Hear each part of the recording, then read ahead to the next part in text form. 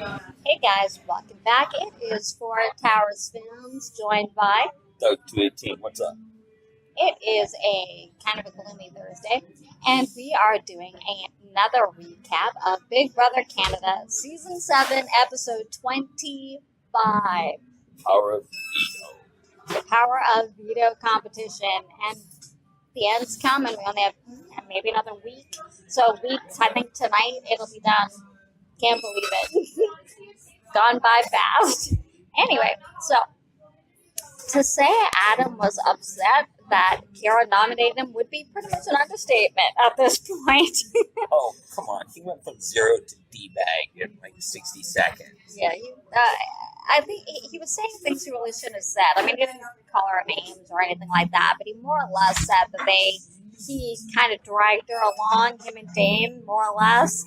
That kind of like extrapolating from what he said, but kind of like that she wouldn't have gotten where she was if it wasn't for them. You're here because of me. Pretty much, yeah. Like that.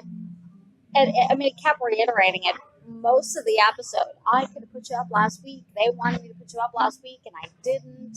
And here you are, you backstabbing me, basically, that you put me up. And it's like, and she kept saying to him, "It's a game. I have to make a big move because." And there's really nobody left to put up. And, that she has to make a resume and that she can't win with either Dane or Adam. And Dane seemed to understand this, but Adam takes it personally, where Dane didn't take it personally. Dane has from day one played this like a game. Right. He's done what like Dan did in the U.S. Right. He left his heart and soul at the door. He didn't get personally involved. Like, yes, like he was able to separate the friendship part of it from the game part of it. Like, because he even said about Sam, he likes Sam. Like they were good friends, but the game, she's a threat to him. So that's why he took her out. Yeah. It's not because he hated her. It's not because it was a personal thing. I don't think she took it personal either. And he's not taking that Kyra put him up personal either, because it's a game move. And he even told her several times it was a good move. Bravo, it's true. You need to take big shots, and really, who else do you have put up? If you're gonna do it, go for the two biggest dogs that have won the most in the building. Right, which is Adam and Dane. Anthony's won one veto, and most people don't think Anthony or Anthony and Mark have actually done much in this game. And in a sense, yes, we've seen more of the time since what Anthony has done, like with the talking and stuff like that. His social game is on. Yeah, well, social game's very good, better than Mark's. But if you actually listen to or what the other contestants were saying, they didn't think Anthony was all that involved in a lot of stuff, that it was mostly Dane and Adam, and they were the targets pretty much right from the beginning right to the end. Exactly. So that could be good gameplay on Anthony's part, or it could be you flew a little too under the radar and it's going to be tough for you to win.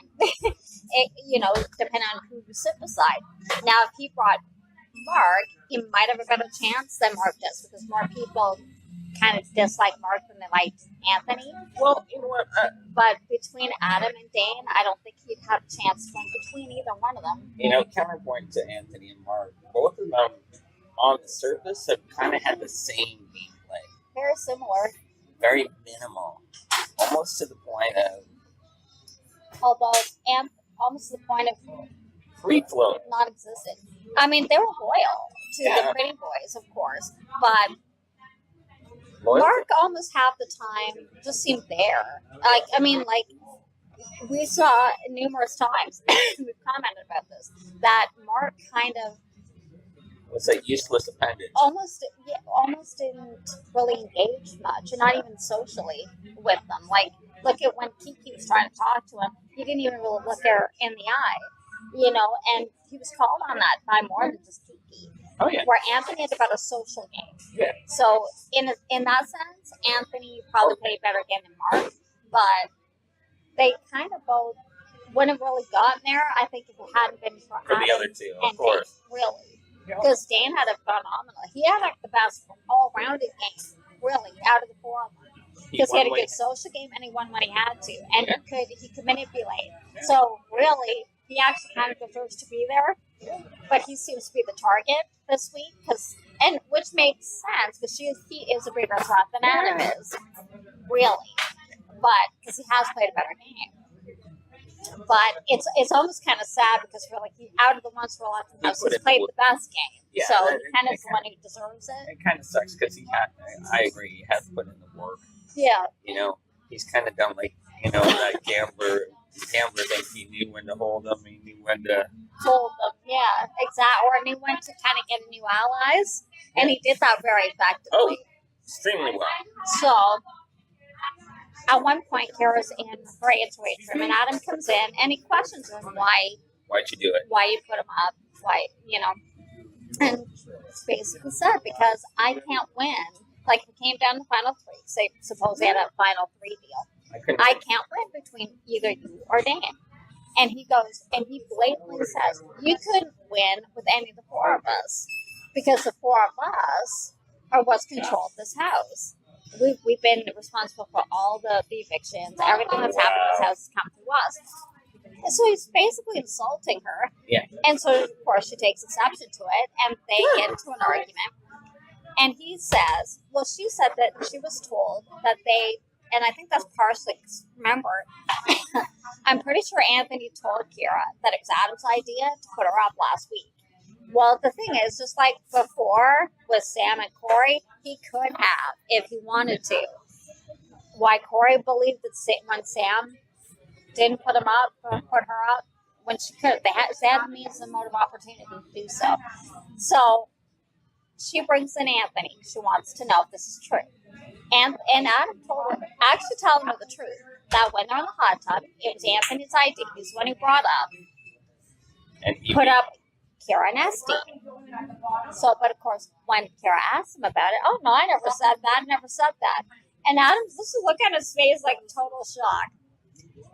And he's like, you're denying me. Did you not, when we're in the hot tub, tell me Esty and Kyra to put up? And he said, no, I did not. And he's like, yeah, Mark was there. So was Dane, but for some reason Dane's name wasn't really brought up. So Kyra goes to get Mark. Mark comes in, and he goes, when we're in the hot tub, was there ever a conversation where I ever said to put Kyra up? And he said, no. Well, of course he's going to back up Anthony. And so Adam's like, what? Yes, there is. Yes, he did. See, I can see why Anthony did this. Oh, of course. Because it makes Adam look more POV hadn't been played yet. Makes Adam look more like a punk. Makes him look more like a hothead. Right. Right. I will give Anthony... And he is a hothead, but... I will give Anthony his due. The guy knows how to play the art of spin. He does. He does it very well. He does. Yeah. And by just doing it how he's done it, he set Adam on. Adam's like hooting and hollering and this and that. Right. So in Kyra's mind, everything that man told me is true because look at how you're reacting. Although, if you actually follow any kind of police procedural, they will tell you an innocent person gets angry if they're accused of something they didn't do. A guilty person will be blasé about it. Usually. And you can tell they're lying. Adam was livid, so you could pretty much almost say that, well, we know he was telling the truth, but she doesn't. So, but if you think about it, he's lied to her about some things, of course, it's a game, but with a lot of this kind of stuff, he hasn't lied to her about, so it kind of makes sense, too. And it's true. Like, he said to her, I had the opportunity to put you up, and I didn't. If it was my idea, why didn't I put you up, right? So that's how I would think. But apparently other people don't think that way, but that's how I would think. Like, if that person said, if it was my idea, I had the means to do it. I was age of age, and I didn't do it. So, I would think, yeah, that's kind of true, So they all go out, and Kyra stays in her room. The guy, Adam goes downstairs. Dane's like in the bathroom or something. Adam did say to Dane, I don't know why he was not brought into this conversation because he was there too. Did this not happen? And Dane goes, yeah, well, I know. Of course, they all know. So Anthony and Mark are upstairs, just outside the HOH room, and they're like yelling up and down to each. Like Adam's down here in the living room by the foot of the stairs. Anthony's yelling over the railing, and they're just going over and over and over again about whether or not whose idea it was. Like a bunch of grade school kids. Neither one was budging. So it looked like it was actually escalating because Adam started stomping up the stairs. You could have sworn he was going to punch him out.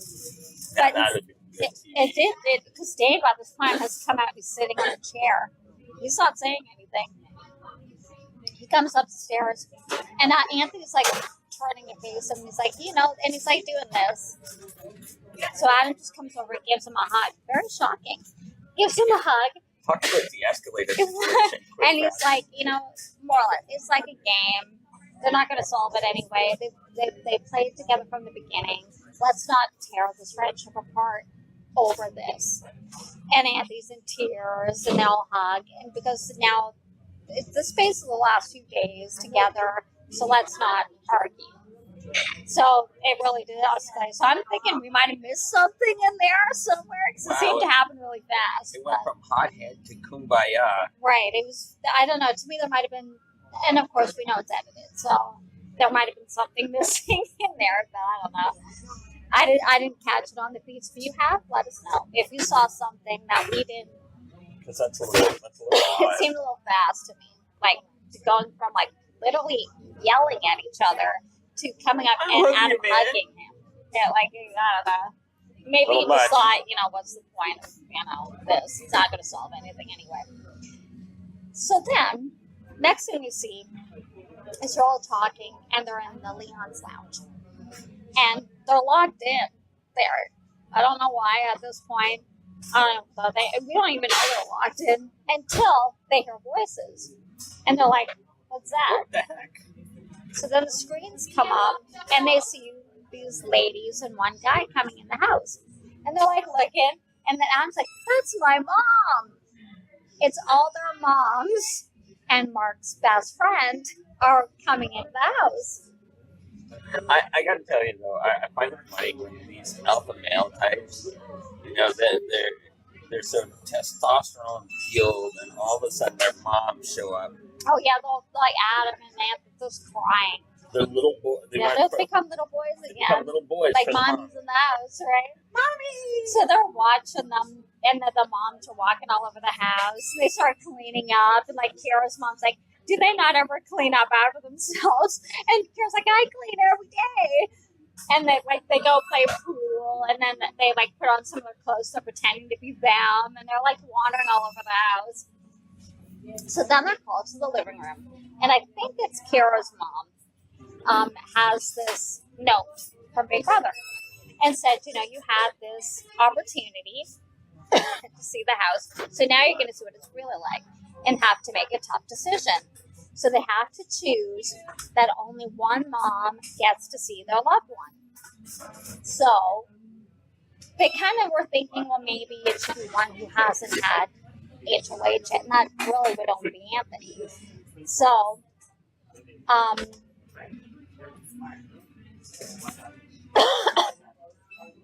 Dane's mom, I think, is the one who actually suggested it.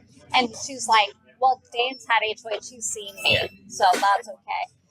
Anthony's mom, because he's the only one who hasn't had HOH, says, well, it's only 2 weeks, so he can hold out till then. Tough woman. You think she'd want it, but she's like, he can wait. And then Mark's mom, Adam's mom says the same thing. Well, he's had HOH, he's seen me too. So they all decide Kyra's mom and Kyra should get to see each other. I don't really know why, but they decide Kyra and her mom should get to see each other. Nice mom. I think it was very nice. I just don't know why they decided on Kyra, but Kyra, maybe because she's alone in the house and the four of them are together. It could be that. That could be. So she came out and hugs her mom, and she hugs the other moms and tells them, they're all watching and that they love you very much. She hugs Anthony's mom and tells you have an amazing son and all that. So she doesn't get long to spend with them. She goes back in, and then Mark's called. And then one by one, each one of them are allowed to come out and see their mom. So that was really nice. It's kind of like the Survivor moment on Big Brother. Kind of, yeah. Right. Similar to that. Only they have to do one at a time. They don't get the same time as the Survivor people do. So that was really nice. So they also play POV.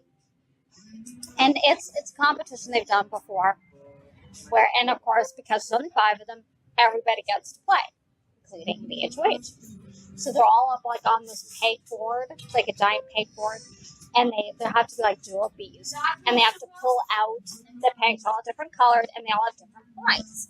So the person with the highest points wins, and so they have to pull out, but they have a certain amount of time they can do this in. They have to do it. They have like lasers, kind of like you find in a bank kind of thing. And they have to do it when the lasers are turned off. They have to pull all the pegs that they can reach without pulling the pegs that are balancing on until before all the lasers come back on. So they go through it for a little while.